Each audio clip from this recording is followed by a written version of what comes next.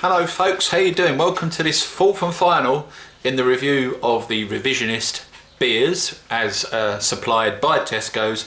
And when I say supplied by Tesco's, I had to actually go in there and buy them. They wouldn't give them to me for free, sadly. I did try, but you know, they don't really like you nicking stuff in there, so what can you do? The next one is the Saison Beer, folks. There we go. This is dry hopped with Styrian and Lubelski. I'm just going to give you a read off the back and let you know what it says. Banks' brewmaster, Simon Yates' contemporary take on a Belgian-style farmhouse beer. French for season, Saison delivers a pale golden beer, fruity yet dry and refreshing with a herbal hop finish. Now, as this has been dry hopped with Styrian and Lubelski hops, I've never heard of Lubelski before. Obviously I've heard of Styrian hops before. Now Styrian are a sort of a mild noble hop, purely used for aroma, and they're sort of between 2.8 and 5.5%. Lubelski, I've had to read up on this, and I forgive if I haven't you know, read that right.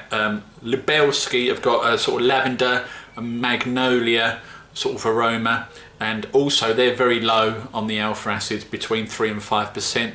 So what we're looking at here then really is something that's gonna sort of smell fairly sort of I don't want to use the word plain, but it's not going to be overpowering. It might be a little bit sweet on the smell, and taste wise it's going to be sort of like a dry fruity kind of taste, with a medium bitterness. All right, but then I don't know what else they've thrown in here. Of course they don't always tell us everything they throw into these beers, folks. Sometimes they just tell us you know, the main hops they've used. So let's give this a little bit of an open, boys and girls. Not much of a hiss on that. Let's give it a pour into the Spiegelau glass of doom. There we go. Looking very much like a sort of a lager style, which is what you would expect from this beer. It's a little bit darker than your bog standard lager, so it's somewhere between a lager and a now. But you know, it's pleasant enough. There's a decent amount of carbonation going on in there, and like I've said with all the previous beers, pretty much all the ones we've sampled have had more or less the same amount of carbonation going on. Now on the aroma, now allegedly, if you look up what it says about the aroma on this particular beer, they say boiled sweets, but I'm not really getting boiled sweets. I'm not getting much at all off of that. Oh dear, it's so difficult to explain this, folks. What am I getting off of it? Let's have a look at the bottle for a little bit of inspiration.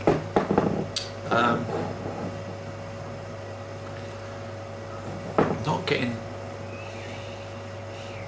much like the previous beers that have been very close to lagers. The amount of aroma you're going to get off these, particularly with the low alpha acid hops, is going to be so minor. It's going to be really difficult for you to pick anything up off of that unless you're an absolute genius in beer reviews, and I'm not. I'll just tell you what I think, folks. I don't do this for a living or anything. But there is a little bit of sweetness there, you know. I mean, it's not predominant, but it's not necessarily inviting or off-putting. It's a neutral kind of dry sweetness, which, yeah, it's very light. So let's dive in, folks. Let's dive in, see what we can find out.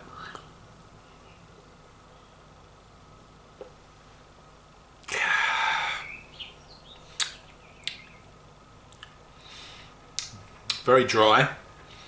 Straight away I can tell you it's dry. This is straight out of the fridge, folks. Bitterness wise, it's just show you that again. Bitterness wise, I would say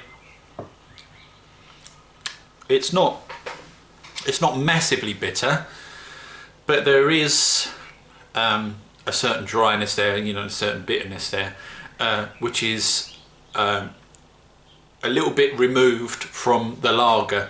So there is a difference in that respect.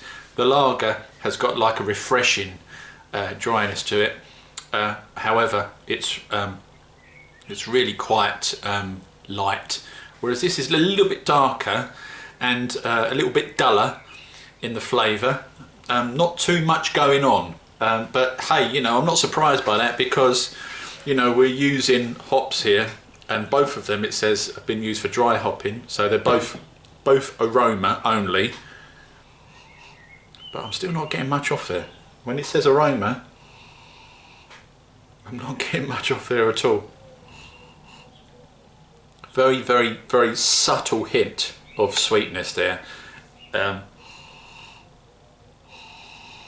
Oh God, I mean, I feel like I've got a cold. I just can't smell very much, folks. I guess it's just this particular style of beer, Saison. And I've not had a Saison before, so I can't really compare it to any other beer that I've had, unlike the previous beers in this range I've had. Obviously, I've drunk lager before.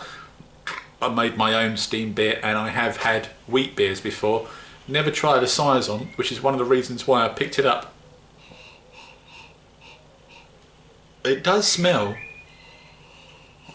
like a homebrew, and when I say homebrew, what I mean by that is if you brew a lager at lager temperatures for you know, like a prolonged period of time, and then you go there halfway between, you know, the lager and the fermentation process and the lagering process, you get this sort of smell in there, and it's like it's kind of yeasty, but it's sweet too, and it smells not too unfamiliar. Unfamiliar? Is that a word? It is now. Dissimilar is the word I was looking for. It smells not too dissimilar to that. It's an absolutely fine drink, folks. As I say, it's difficult for me to mark this one because I've not had a Saison before, and I suspect I'll need to have, you know, 3 or 4 different other Saisons to come back and say to you, well, actually, based upon the style, I'm going to mark it this score out of 10. So all I'm going to do in this instance is just mark it upon based against all the other beers we've done in this range and style of beer.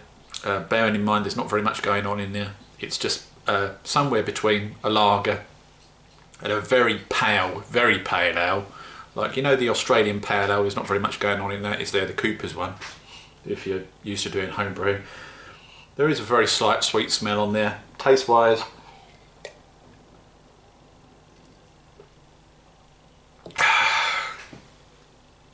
very dry, a little bit sour, some fruitiness in there, but not an awful amount. So I guess this is a simple beer, folks, for those that perhaps would want to make the leap between drinking a lager and maybe going towards an ale.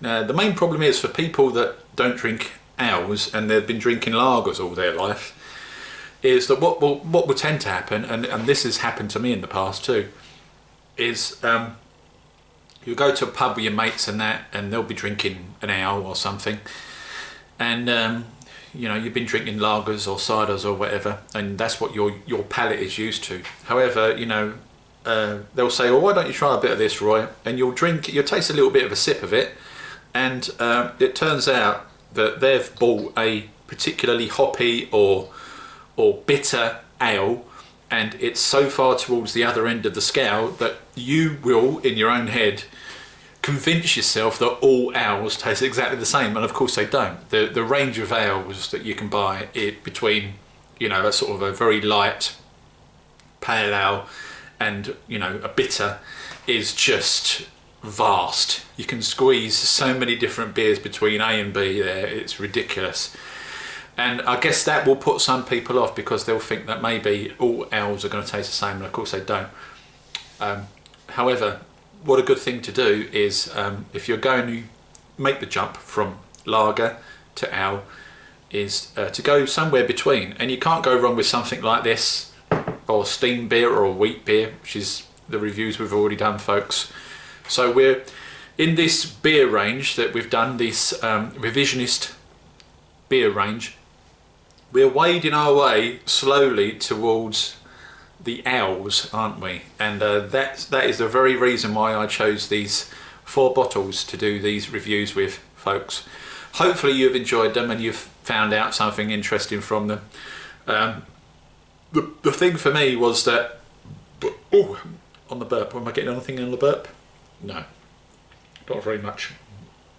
The thing for me was that I had to try and sort of mix it up a bit, and I still like lagers. Okay, I don't drink them all the time. I do my own lagers, and I still drink them, and they're fine. However, I tend to drink more ales than I do lagers now, and I thought maybe aiming between the two, between sort of a lager and an ale, would be the way to go for this particular series of reviews, just so you guys can get an understanding as to what there is out there. And also, we've got some hops here that I haven't tasted before, so it's always a good thing, folks, if you're going to go out there and there's a sale on at Tesco's or wherever, other supermarkets are available, folks, and there are some ales there that perhaps you've not tried before, or sort of lager style beers. Try and pick up something that has got a hop in it that you haven't used or seen before or tasted, and that way you'll get an understanding as to sort of the style of beer that is something that you're most comfortable with. From the beers I've had today and over the course of these 4 beer reviews, I would say my favourite is the lager, which is strange because nowadays I tend to drink more ales than I do lagers. However, there is a good range between a lager and an ale, and there is some good beers out there between the two that you can just sort of delve your toe into. Much like when you go into the sea, you sort of dip your toe into the sea, don't you, before you jump in balls deep into the sea and get bitten by a shark. Anyway, out of 10, folks. Now this is difficult. Oh god, I've got to score this one out of 10. Bearing in mind I haven't tasted the Saison before, I guess I'm going to have to say it's a 7. It's it's not too dissimilar to the wheat beer or the steam beer. It's dissimilar in colour and style, obviously, but not a million miles away from those two. There's not very much going on in it, so 7 out of 10 for this one, I think. And that's it for me, folks. Thank you for watching me for this style of beers, the Revisionist range. Again, we've got the Revisionist lager, we've done the Revisionist steam beer, we've done, not necessarily in this order, folks, the Revisionist wheat beer, and finally the Saison beer. Very pleasant beer, folks, nothing wrong with it at all. All of these beers have been pretty okay.